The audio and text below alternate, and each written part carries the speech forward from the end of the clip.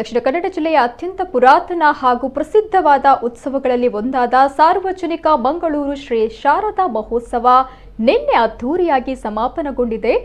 ಎಂದಿನಂತೆ ಮಂಗಳೂರು ರಥಬೀದಿಯಲ್ಲಿರುವ ಶ್ರೀ ವೆಂಕಟರಮಣ ದೇವಳದ ಆಚಾರ್ಯ ಮಠದ ವಸಂತ ಮಂಟಪದಲ್ಲಿ ಧಾರ್ಮಿಕ ಕಾರ್ಯಕ್ರಮದೊಂದಿಗೆ ಕಳೆದ ಶುಕ್ರವಾರದಿಂದ ಶ್ರೀ ಶಾರದಾ ಮಾತೆಯ ವಿಗ್ರಹದ ಪೂಜೆ ನೆರವೇರಿತು. ಮೂಲ ನಕ್ಷತ್ರದ ಮೊದಲ ಪಾದದಲ್ಲಿ ಪ್ರತಿಷ್ಠಾಪನೆಗೊಂಡು 9 ದಿನಗಳ ಪರ್ಯಂತ ದೇವಳದಲ್ಲಿ ಶ್ರೀ ಶಾರದಾ ಮಾತೆಯ ವಿಗ್ರಹಕ್ಕೆ ವಿವಿಧ ಅವತಾರಗಳ ಅಲಂಕಾರದೊಂದಿಗೆ ಅಲಂಕರಿಸಿ ಪೂಜಿಸಲಾಯಿತು. ಮಲ್ಲಿಗೆ ಜಡೆಯೊಂದಿಗೆ ಸರ್ವಾಭರಣ ಭೂಷಿತಳಾಗಿ ದೇವಿಯನ್ನ ಶೋಭಿಸಲಾಗಿತ್ತು. ಸಾರ್ವಜನಿಕವಾಗಿ ಆರಂಭಗೊಂಡಂತಹ ಈ ಉತ್ಸವ ಈ ಬಾರಿ 99ನೇ ಶಾರದೋತ್ಸವ ವೈಭವವಾಗಿ ನಡೆದಿದ್ದು, ಮಂಗಳೂರಿನಲ್ಲಿ ಆರಂಭಗೊಂಡಂತಹ ಪ್ರಥಮ ಶಾರದಾ ಉತ್ಸವ ಎಂಬ ಕೀರ್ತಿಯನ್ನ ಪಡೆದಿದೆ.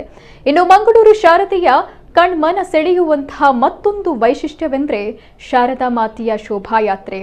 ಶ್ರೀದೇವಿಯ ಉತ್ಸವ ಸ್ಥಾನದಿಂದ ಹೊರಟು ಶ್ರೀ ವೆಂಕಟರಮಣ ದೇವಸ್ಥಾನಕ್ಕೆ ಪ್ರದಕ್ಷಿಣೆ ಹಾಕಿ ಪುಷ್ಪದಿಂದ ಅಲಂಕೃತಗೊಂಡ ಲಾಲಕಿಯಲ್ಲಿ ಶಾರದಾ ಮಾತೆಯನ್ನಿಟ್ಟು ಭಕ್ತರು ಆ ಲಾಲಕಿಯನ್ನ ತಮ್ಮ ಭುಜದಲ್ಲಿರಿಸಿ ಶೋಭಾಯಾತ್ರೆಯ ಉದ್ದಕ್ಕೂ ಕೊಂಡೊಯ್ಯುವ ದೃಶ್ಯವಂತೂ ನೋಡುಗರಿಗೆ ವಿಶಿಷ್ಟ ಭಕ್ತಿ ಭಾವದ ಅನುಭವ ನೀಡಿತ್ತು.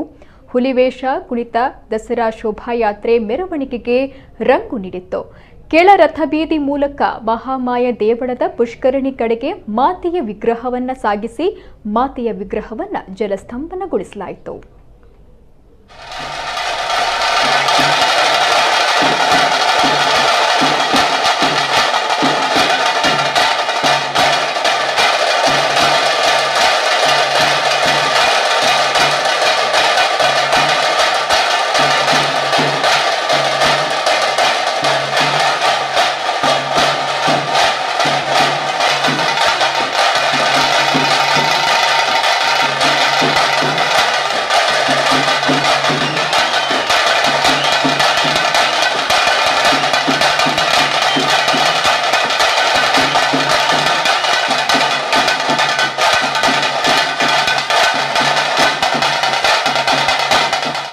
देवी सर्वभूतेषु भ्रान्तिरूपेण संस्थिता नमस्तस्यै नमस्तस्यै नमस्तस्यै नमो नमः।